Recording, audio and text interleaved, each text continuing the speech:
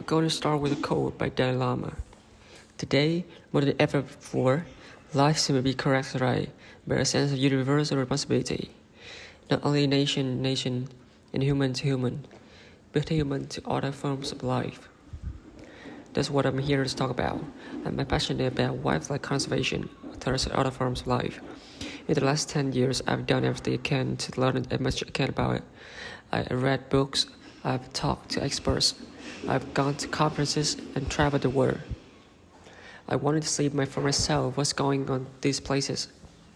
I visited chimpanzees in Uganda.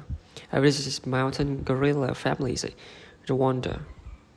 Everywhere I go, the root cause of the dwindling numbers of these species is human population pressure.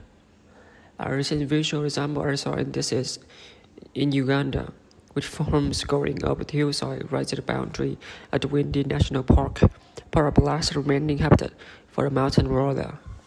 Let's talk about population. We are 6.7 people in the world today, expected around 9 or 10 billion in the next 40 years. The problem is we already got 1 billion people who don't have enough to eat. What is going to be like when we increase the pressure, the human population pressure, by another 50%? So I think what we're going to have is more conflicts, more wars, over scarce resources, a string word per person.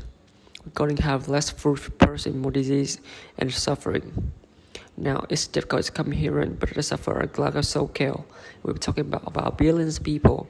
I know this suffering to think about. Is the future we want to leave for our children and grandchildren? I don't think so either. So let's steer toward a better future.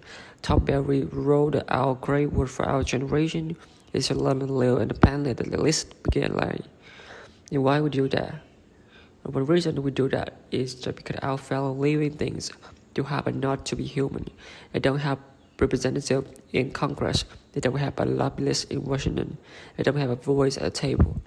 And yet they are completely dependent for their survival on our goodwill, much like children.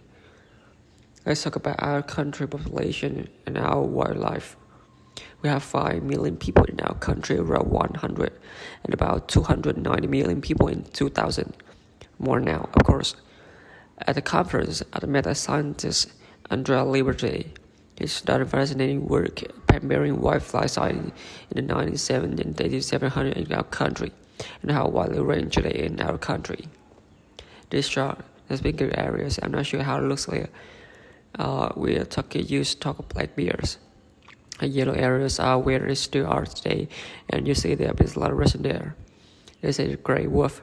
Years of gray wolves already all over the country. The pinkish areas is in the chart. Not so today. We used to have a grizzly bear running over half of the country. And you see the city, and we don't have them. It's just 200 years ago. A yellow islands like where it would be a greater Yellowstone ecosystem. Let's look at a summary map. Let's take a right here.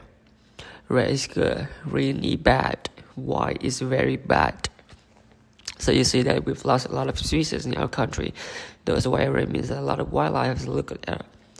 In this case, in 1900, and it's gone from our country. Do you think it's normal not to have wildlife running hours all the time in our country? That's not normal. Let's bring home here to the farm, which Colorado tonight. We used to have wild bison, they're gone. We used to have gray wolves, they're gone. We used to have sorry liquors like crazy beers could be right outside. They're gone. We have used lynx, the cat, gone. Maybe not living.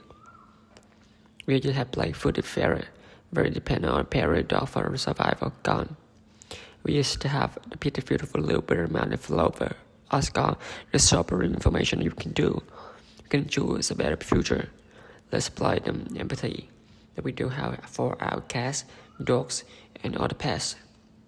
Endangered species like this chimpanzee, but endangered species, let's help fewer children. That's one of the most powerful. Thank you. This biggest response is one of the most powerful things we can do in the United States. If you want to have kids, great, they have to. If you want to have more than 2 kids, let's adopt. What else can we do? Well, we won't go there, so whatever can we do? We can help educate girls and provide economic opportunity to women in developing countries. Amen. When we do that, the lead is to have smaller families, and we have more nutrition, we have healthcare, more education for kids, and the impact on the global convection is huge. Finally, what we can do is give more our planet. We can give half our population, so let's say, to people related causes, and half of our donation to our planet, our ocean conservation, and wildlife conservation. One dimension, by the way, today we only give about 2 to 5% of all giving goes to environment and wildlife category.